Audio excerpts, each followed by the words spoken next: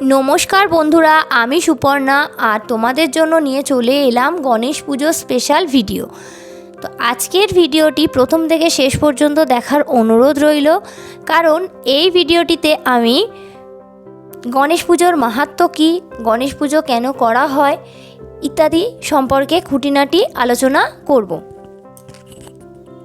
তো বন্ধুরা, 2025-এর গণেশ পুজো পড়ছে 27শে আগস্ট বুধবার তারিখে।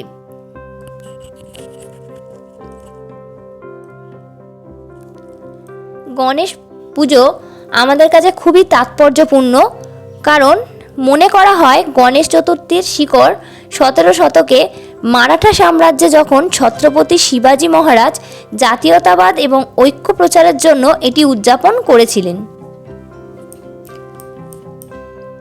ব্রিটিশ ঔপনিবেশিক যুগে এটি জনপ্রিয়তা লাভ করে যখন স্বাধীনতা সংগ্রামী লোকমান্য তিলক এটিকে জনগণের ঐক্যবদ্ধ করতে এবং স্বাধীনতাকে অনুপ্রাণিত করার জন্য ব্যবহার করেছিলেন, এরূপ মনে করা হয়। হিন্দু পৌরাণিক কাহিনী অনুসারে দেবী পার্বতী তার নিজের দেহ ব্যবহার করে গণেশকে সৃষ্টি করেছিলেন, যিনি তার মধ্যে জীবন দিয়েছিলেন। তাকে বিঘ্নহর্তা বা বাধা অপসারণকারী হিসাবেও পুজো করা হয় এবং জ্ঞান, বুদ্ধি, বিদ্যার দেবতা হিসাবেও পুজো করা হয়, এরূপ মনে করা হয়ে থাকে। এই উৎসব সীমানা ছাড়িয়ে যায়, জাতি, ধর্ম বা বর্ণ নির্বিশেষে সকল স্তরের মানুষকে একত্রিত করে। গণেশ পুজো মূলত বুদ্ধি, সমৃদ্ধি, সৌভাগ্যের দেবতা গণেশের বাৎসরিক পুজো উৎসব, যা হিন্দু ধর্মে অত্যন্ত গুরুত্বপূর্ণ। এই পুজোর মাহাত্ম্য সম্পর্কে তোমাদের সঙ্গে আলোচনা করব, তো চলো জেনে নেওয়া যাক। গণেশকে বিঘ্ননাশকারী হিসাবে পুজো করা হয়, তাই কোনো শুভ কাজ বা নতুন প্রচেষ্টা শুরু করার আগে তার পুজো করা হয়, যাতে কোনো কাজে বাধা না আসে।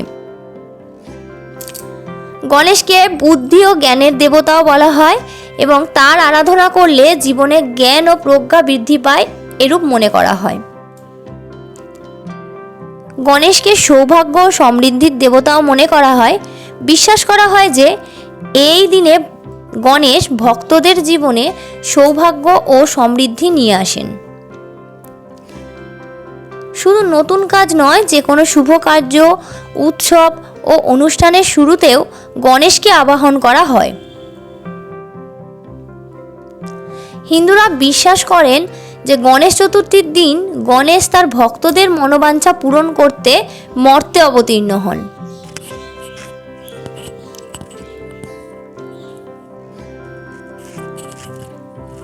পুজো শুরু হয় মূর্তির প্রাণ প্রতিষ্ঠা দিয়ে, যেখানে মূর্তিতে প্রাণের আবাহন জানানো হয়।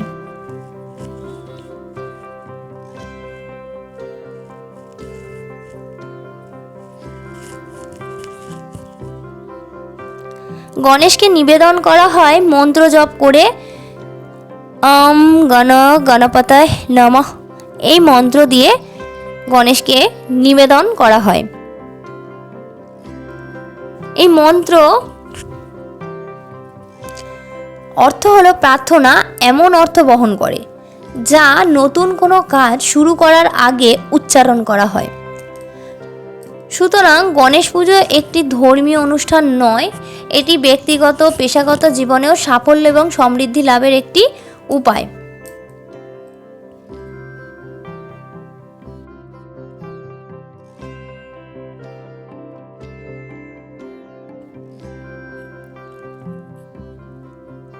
গণেশ চতুর্থী হল ভগবান গণেশের ঐশ্বরিক গুণাবলীর উদযাপন, আধ্যাত্মিক প্রতিফলনের সময় এবং ভারতকে ভাগ করা সাংস্কৃতিক ঐতিহ্য উদযাপনের সময়।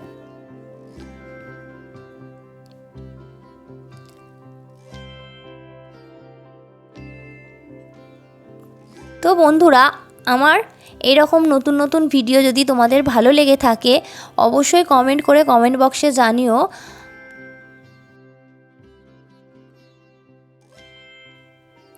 আর অবশ্যই সাবস্ক্রাইব করে পাশে থাকা বেল আইকনটি প্রেস করে দিও, যাতে আমি নতুন নতুন ভিডিও বানাতে মোটিভেট হই। তোমাদের একটি লাইক, কমেন্ট, শেয়ার আমাকে নতুন নতুন ভিডিও বানাতে মোটিভেট করে।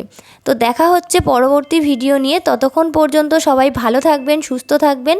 ধন্যবাদ সকলকে।